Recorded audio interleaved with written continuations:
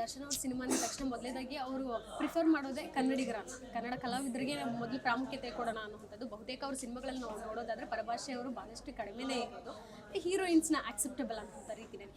ನೀವು ಅವ್ರ ಸಿನಿಮಾಗೆ ವರ್ಕ್ ಮಾಡಿರೋದ್ರಿಂದ ನಿಮ್ಮ ಇಷ್ಟು ವರ್ಷದ ಜರ್ನಿಯಲ್ಲಿ ದರ್ಶನ್ ಅವ್ರ ಸಿನಿಮಾಗೆ ಒಂದು ಆರ್ಟ್ ಡೈರೆಕ್ಟರ್ ಆಗಿ ನೀವು ಮತ್ತೆ ಮಾಡಬೇಕು ಅಂದಾಗ ಏನು ಅನಿಸುತ್ತೆ ನಿಮಗೆ? ಆ ಕ್ಷಣಕ್ಕೆ ಏನು ಬರುತ್ತೆ, ಏನು ಫೀಲ್ ಆಗುತ್ತೆ? ಇಲ್ಲ, ಆ್ಯಕ್ಚುಲಿ ಏನಂದರೆ ನಮಗೆ next Darshan sir cinema start ಆಗ್ತಾ ಇದೆ ಅಂದಾಗ ಒಂದು ಅನೌನ್ಸ್ ಆಗುತ್ತೆ, so and so D60, D61, D56 ಅಂತೇನೋ ಒಂದು ಫಸ್ಟ್ ಅನೌನ್ಸ್ ಆಗುತ್ತೆ.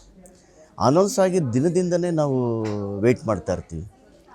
ಅಂದರೆ ಯಾಕಂದರೆ ಇನ್ ಕೇಸ್ ಯಾರಾದರೂ ನಮ್ಮ ಬದಲಾಗಿ ಬೇರೆ ಟೆಕ್ನಿಷಿಯನ್ಸ್ ಎಲ್ಲ ಸೆಲೆಕ್ಟ್ ಆಗಿಬಿಟ್ರೆ, ಯಾರು ಬಂದುಬಿಟ್ರೆ ಅನ್ನೋ ಯೂಗೋಯಿಸಮ್ಸ್ ನಮಗೆ ಇರುತ್ತೆ. ಯಾಕಂದರೆ ದರ್ಶನ್ ಸರ್ ಸಿನಿಮಾದಲ್ಲಿ ವರ್ಕ್ ಮಾಡೋದು ಎಷ್ಟು ಹೆಮ್ಮೆ ಇರುತ್ತೆ, ಎಷ್ಟು ಖುಷಿ ಇರುತ್ತೆ ಅಂತ ಹೇಳಿದ್ರೆ, ನಮಗೆ ಪ್ರತಿ ಸಲ ಎಲ್ಲರೂ ಹೋದಾಗಲೂ ನಾವು ಎಲ್ಲ ಹೇಳಿದಾಗ ನಮಗೆ ಹೇಳ್ಕೊಳ್ಳೋದಕ್ಕೆ ನಾವು ಯಾವ ಸಿನಿಮಾ ಮಾಡ್ತಾಯಿದ್ದೀವಿ ಅಂತ ಯಾರಾದರೂ ಒಂದು ಕ್ವೆಶನ್ ಮಾಡಿದಾಗ, ನಾವು ಯಾವ ಸಿನಿಮಾ ಮಾಡ್ತಾಯಿದ್ದೀವಿ ಅಂತ ಹೇಳ್ಕೊಳ್ದಾಗ ನಮಗೆ ಈ ಥರ ಖುಷಿ ಇರ್ತದೆ. ಹಂಗಾಗಿ ನಾವು ದರ್ಶನ್ ಸರ್ ಜೊತೆ ಇವತ್ತರೆಗೂ ನಾನು ಇಷ್ಟು ಸಿನಿಮಾ ಮಾಡಿದ್ದೀನಿ.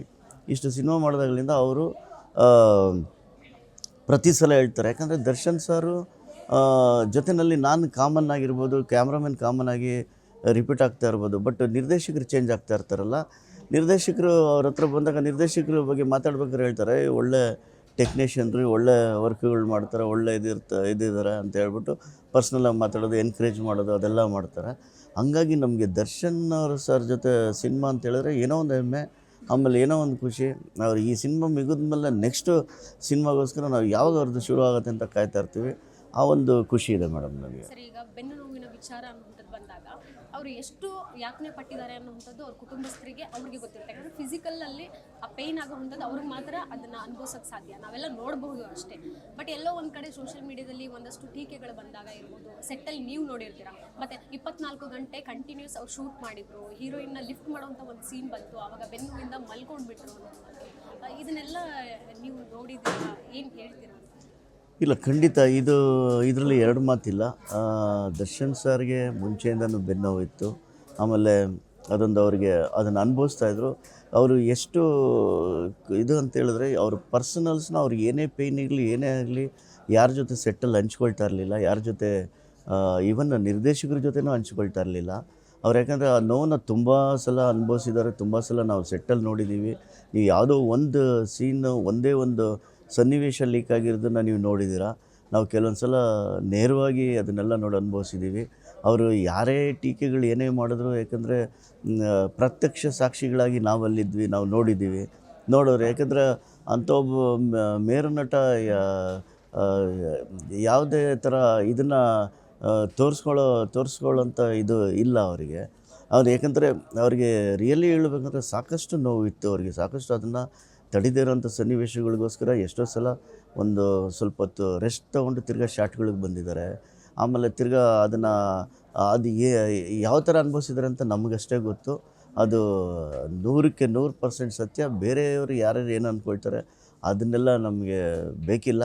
ನಾವು ಪ್ರತ್ಯಕ್ಷವಾಗಿ ನಾವು ನೋಡಿರೋದು ನಮಗೆ ಅದು ಗೊತ್ತಿದೆ. ಎಲ್ಲ ನಾನೊಬ್ಬನೇ ಅಷ್ಟೇ ಅಲ್ಲ, ಎಲ್ಲ ಟೆಕ್ನಿಷಿಯನ್ಸ್ಗೂ ಎಲ್ಲ ಇದಕ್ಕೂ ಅವ್ರು ಎಷ್ಟು ನೋವನ್ನು ಅನುಭವಿಸ್ತಾಯಿದ್ರು ಅನ್ನೋದನ್ನು ನಾವು ಕಣ್ಣಾರ ನೋಡಿದ್ದೀವಿ ಮೇಡಮ್. ಈಗ ಪ್ಯಾನ್ ಇಂಡಿಯಾ ಸಿನಿಮಾ ಮಾಡಿದ್ರೆ ಮಾತ್ರ ಎಲ್ಲ ಫ್ಯಾನ್ಸ್ಗೂ ಅಥವಾ ಅಲ್ಲಲ್ಲಿ ಇರೋಂಥ ಆಡಿಯನ್ಸ್ಗೆ ರೀಚ್ ಆಗ್ತಾರೆ ಅಂತ ಒಂದು ಮಾತಿದೆ. ಬಟ್ ದರ್ಶನ್ ಅವರು ಥೈಲ್ಯಾಂಡ್ಗೆ ಹೋದಾಗ ಎಷ್ಟೋ ಜನ ಬಂದುಬಿಟ್ಟು ದರ್ಶನ್ ಅವ್ರನ್ನ ಗುರುತು ಹಿಡಿದು ಬಂದು ಸೆಲ್ಫಿ ತೊಗೊಂಡಿರೋಂತಹ ವೀಡಿಯೋಗಳು ಸೋಷಿಯಲ್ ಮೀಡಿಯಾದಲ್ಲಿ ಈಗಲೂ ವೈರಲ್ ಆಗ್ತಿದೆ. ತೋರಿಸುವಂತಹ ಪ್ರೀತಿ ದರ್ಶನ್ ಅವರಿಗೆ, ಅಥವಾ ದರ್ಶನ್ ಅವರು ಅವ್ರ ಫ್ಯಾನ್ಸ್ ಬಂದಾಗ ಟ್ರೀಟ್ ಮಾಡುವಂಥದ್ದು ಅಲ್ಲಿ ಬೇರೆ ವಿದೇಶದಲ್ಲಿ ನೋಡಿದಾಗ ಏನು ಅನಿಸುತ್ತೆ ಮೇಡಮ್? ಇಲ್ಲ, ಅವರು ವಿದೇಶದಲ್ಲೇ ಆಗಲಿ ಎಲ್ಲೇ ಆಗಲಿ, ಅವರು ನಿಜವಾಗ್ಲೂ ನನ್ನ ಅನುಭವದಲ್ಲಿ ಇಷ್ಟು ವರ್ಷದ ಒಂದೇ ಒಂದು ಮಾತಿನಲ್ಲಿ ಹೇಳ್ಬೇಕಂದ್ರೆ, ದರ್ಶನ್ ಸರು ಫ್ಯಾನ್ಗಳನ್ನ ಮಕ್ಕಳ ಥರ ಟ್ರೀಟ್ ಮಾಡ್ತಾರೆ. ಆಮೇಲೆ ಅವ್ರ ವ್ಯಕ್ತಿತ್ವನೂ ಅಷ್ಟೇ. ನಾವು ನೋಡ್ತೀವಲ್ಲ, ನೀವು ಅಂದ್ಕೊಳ್ತಾರೆ ಒಬ್ಬೊಬ್ಬರು ಒಂದೊಂದು ಥರ ಹೇಳ್ತಾರೆ. ಅವರು ಒಂದು ಸ್ಮೈಲ್ ಕೊಡ್ತಾರಲ್ಲ, ಆ ಸ್ಮೈಲ್ ನಿಜವಾಗ್ಲೂ ಹೇಳ್ತೀನಿ, ಒಂದು ಮಗು ಸ್ಮೈಲ್ ಥರ, ಇನ್ನೋಸೆಂಟ್ ಸ್ಮೈಲ್ ಅದು. ಅದನ್ನು ನಾವು ಕಣ್ಣಾರ ನೋಡಿದ್ದೀವಿ. ಯಾಕಂದರೆ ಅದಷ್ಟೇ ಅಲ್ಲ, ಆಮೇಲೆ ಎಷ್ಟೋ ಜನ ಅವ್ರನ್ನ ಹುಡ್ಕೊಂಬಂದ್ರೂ ಅವ್ರಿಗೆ ಕಾಯಿಸ್ಬಿಟ್ಟು ಅವ್ರಿಗೆ ಒಂದು ಏನು ಮಾತಾಡಿಸ್ದೆ ಅವ್ರನ್ನ ಕಳಿಸೋದು, ಅವ್ರನ್ನ ಇದು ಮಾಡೋದು, ಅದೆಲ್ಲ ಬಾಯಿ ತುಂಬ ಮಾತಾಡಿಸಿ ಎಷ್ಟೋ ಸಲ ನಾವು ಹೇಳ್ಕೋಬಾರ್ದು. ಆರ್ಥಿಕವಾಗಲೂ ಸಾಕಷ್ಟು ಹೆಲ್ಪ್ಗಳು ಮಾಡಿದ್ದಾರೆ. ಸಾಕಷ್ಟು ನಮ್ಮ ಮುಂದೆ ಕ್ಯಾರವಾನಿಗೆ ಕರೆಸ್ಕೊಂಡು ಕ್ಯಾರವಾನಲ್ಲಿ ಕುಂಡ್ರಿಸ್ಕೊಂಡು ಅವ್ರಿಗೆ ಪರ್ಸ್ನಲ್ ಕೇಳ್ಬಿಟ್ಟು ಅವ್ರಿಗೆ ಏನು ಮಾಡಿದ್ರು ಏನು ಕೊಟ್ಟರು ಅನ್ನೋದು ಬೇರೆಯವ್ರಿಗೆ ಗೊತ್ತಾಗದೇ ಇರೋ ಥರ ಮಾಡಿದ್ದಾರೆ. ಅವ್ರು ಇಲ್ಲೆಲ್ಲ ಅದಕ್ಕೋಸ್ಕರನೇ ಅವರು ಹೊರ ದೇಶಗಳಲ್ಲೂ ಅವ್ರನ್ನ ಏನಕ್ಕೆ ಅಷ್ಟು ಇಷ್ಟಪಡ್ತಾರೆ ಅಂದರೆ, ಯಾವುದೇ ವ್ಯಕ್ತಿನ ಬರೀ ಪರದೆ ಮೇಲೆ ನೋಡಿ ಅಲ್ಲ, ಪರದೆ ಹಿಂದೆಗಡೆನೂ ಅವರು ಎಷ್ಟು ಅವ್ರ ವ್ಯಕ್ತಿತ್ವ ಹೆಂಗಿರುತ್ತೆ ಅನ್ನೋದನ್ನು ನೋಡಿ ಕೇಳಿ ತಿಳ್ಕೊಂಡು ಜನ ಇಷ್ಟಪಡೋದು. ಅದಕ್ಕೆ ಅವ್ರನ್ನ ಅಷ್ಟೊಂದು ಇಷ್ಟಪಡ್ತಾರೆ. ಅವ್ರ ನಿಜವಾಗ್ಲೂ ಒಳ್ಳೆತನನ, ಒಳ್ಳೆ ವ್ಯಕ್ತಿತ್ವನ ತುಂಬ ಹತ್ರದಿಂದ ನಾವು ನೋಡಿರೋದ್ರಿಂದ ಅದನ್ನು ಹೇಳೋಕ್ಕಾಗದಿರೋಷ್ಟಿದೆ.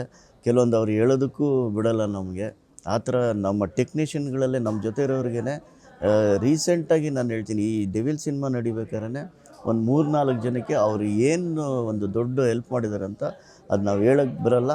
ಅಷ್ಟು ದೊಡ್ಡ ಹೆಲ್ಪ್ ಮಾಡಿದ್ದಾರೆ. ಅದಕ್ಕೆ ಅವ್ರ ವ್ಯಕ್ತಿತ್ವಕ್ಕೋಸ್ಕರ ಅವ್ರು ಈ ದೇಶ ಅಲ್ಲ, ಹೊರ ದೇಶ ಆಗಲಿ ಎಲ್ಲೋದ್ರೂ ಜನರಿಗೆ ಇಷ್ಟ ಆಗ್ತಾರೆ ಅವ್ರಿಗೆ. ಯಾವತ್ತಾದರೂ ನೀವು ಹೇಳಿದ್ರಿ ವೈಯಕ್ತಿಕವಾಗಿ ಅವ್ರು ಏನು ಮಾತಾಡ್ಕೊಳ್ತಿರ್ಲಿಲ್ಲ ಅಂತ, ಆದ್ರೂ ನಿಮ್ಮ ಪ್ರೊಫೆಷನ್ ವಿಚಾರದಲ್ಲಿ ಕೇಳೋದಾದರೆ ಯಾವತ್ತಾದರೂ ನಿಮ್ಮ ಪ್ರೊಫೆಷನ್ ಇದರ ಎಲ್ಲ ಸೈಡ್ಗಿಟ್ಟು ಪರ್ಸ್ನಲ್ ಕೂತು ಮಾತಾಡೋದಾದರೆ ಯಾವ ವಿಚಾರ ಹೆಚ್ಚಿನದಾಗಿ ಮಾತಾಡ್ತಾ ಇದ್ದೀರಿ ಅಂತ? ಆ್ಯಕ್ಚುಲಿ ಇದನ್ನ ಹೇಳಬೇಕು ಬೇಡ ಗೊತ್ತಿಲ್ಲ. ಅಂದ್ರೂ ಪಾಪ ಅವರು ನಮ್ಮ ಹತ್ರ ಒಂದು ಸಣ್ಣ ವಿಷಯ, ಅವ್ರದ್ದು ನಮ್ಮದು ಪರ್ಸ್ನಲ್ಲಾಗಿ ಮಾತಾಡೋವಂಥ ಒಂದು ಸನ್ನಿವೇಶನ ಹೇಳ್ತೀನಿ. ಅವರು ಒಂದು ಸಲ ಆ್ಯಕ್ಚುಲಿ ನಾನು ಕುಣಿಗಲ್ ಹತ್ರ ನನ್ನದೊಂದು ತೋಟ ಮಾಡಿದ್ದೀನಿ.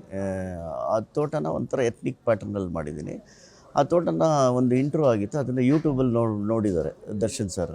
ಅದನ್ನು ಇಂಟ್ರ್ಯೂನಲ್ಲಿ ನೋಡಿಬಿಟ್ಟು ಒಂದು ದಿವಸ ನಾನು ಸೆಟ್ಗೆ ಹೋದಾಗ ಮೋಹನ್, ನೀವು ಇದನ್ನು ಹೆಂಗೆ ಮಾಡಿದ್ರು ಅದೇ ಥರ ನೀವು ಅದೇ ಇದರಲ್ಲಿ ನನಗೆ ಮಾಡಿಕೊಡ್ಬೇಕು, ಒಂದು ಸಲ ನಾನು ತೋಟಕ್ಕೆ ಬರ್ತೀನಿ, ನೋಡಿದೆ ತುಂಬ ಚೆನ್ನಾಗಿದೆ ಅಂತೇಳ್ಬಿಟ್ಟು ನೆಕ್ಸ್ಟ್ ಡೇ ಬಂದಾಗ ಎಲ್ಲರನ್ನೂ ಕರೆದ್ಬಿಟ್ಟು ಎಷ್ಟು ಚೆನ್ನಾಗಿ ಮಾಡಿದ್ದಾರೆ ಗೊತ್ತಾ ಇವರು ತೋಟ, ಸಖತ್ತಾಗಿದೆ, ಎಕ್ಸ್ಟ್ರಾರ್ಡ್ನರಿ ಇದೆ, ತುಂಬ ಚೆನ್ನಾಗಿದೆ ರಿಯಲಿ. ಇವರು ಏನು ಪ್ಯಾಟರ್ನ್ ಮಾಡಿದ್ರೆ ಅದನ್ನು ನಿಜವಲ್ಲೂ ಆ ಥರ ಮಾಡ್ಕೋಬೇಕು, ಆ ಥರ ಮಾಡಿದ್ರೆ ಏನೋ ತುಂಬ ಖರ್ಚಿಲ್ಲದೆ ರಿಲ್ಯಾಕ್ಸಾಗಿ ಎಷ್ಟು ಬೇಕೋ ಅಷ್ಟು ಮಾಡಿದ್ದಾರೆ ಅಂತ. ಈ ಥರ ರೀತಿ ಒಡನಾಟಗಳು ಸಾಕಷ್ಟಿದೆ. ಆಮೇಲೆ ನಾವು ಇದಲ್ಲದೆ ಸೆಟ್ಟಲ್ಲಿ ಹೆಂಗೆ ಅಂದರೆ, ಈ ಸಿನಿಮಾ ಶೂಟ್ ಮಾಡ್ಬೇಕಾದ್ರೆ ಪ್ರೀವಿಯಸ್ ಸಿನಿಮಾ ಶೂಟ್ ಬಗ್ಗೆ ನಾವು ಅಲ್ಲಿ ಲೊಕೇಶನ್ಸ್ಗಳಲ್ಲಿ ಏನಾಯಿತು ಅಂತೇಳಿ 1-2-3 ಸಲ ಮಾತಾಡಿದ್ದಿದೆ. ಈ ಥರದ್ದೆಲ್ಲ ಒಡನಾಟಗಳಿದ್ದೇ ಇರ್ತದೆ. ಫ್ರೀಯಾಗಿ ಕೂತಿದ್ದಾಗ ಇನ್ನೇನು ಮೋಹನ್ ಸಮಾಚಾರ ಆಗಿ ಅಂತಾರೆ, ಪರ್ಸ್ನಲ್ಸ್ನೆಲ್ಲ ವಿಚಾರಿಸ್ಕೊಳ್ತಾರೆ, ಆಮೇಲೆ ಹೇಗಿದೆ ಏನಂತ ಹೇಳ್ತಾರೆ. ಆಮೇಲೆ ಅವರು ಅದು ನಿಜವಲ್ಲೂ ಹೇಳ್ತೀನಿ, ಅವ್ರ ಜೊತೆ ಎಷ್ಟು ಹೆಲ್ತಿ ಆರ್ಗ್ಯೂ ಇರುತ್ತೆ ಅಂತಂದರೆ, ಅವ್ರ ಹತ್ರ ಸಿಗೋವಂಥ ಸ್ವಲ್ಪ ಸನ್ನಿವೇಶಗಳನ್ನ ಎಷ್ಟು ಚೆನ್ನಾಗಿ ನಮ್ಮ ಹತ್ರ ಹಂಚ್ಕೋತಾರೆ. ಫಾರ್ ಎಕ್ಸಾಂಪಲ್, ನಾನು ಪ್ರಿವಿಯಸ್ ಸಿನಿಮಾದೊಂದು ಸನ್ನಿವೇಶ ಹೇಳಬೇಕಾಗತ್ತೆ. ಗ್ಯಾರಂಟಿ ನ್ಯೂಸ್, ಸುದ್ದಿ ಖಚಿತ, ನ್ಯಾಯ ನಿಶ್ಚಿತ.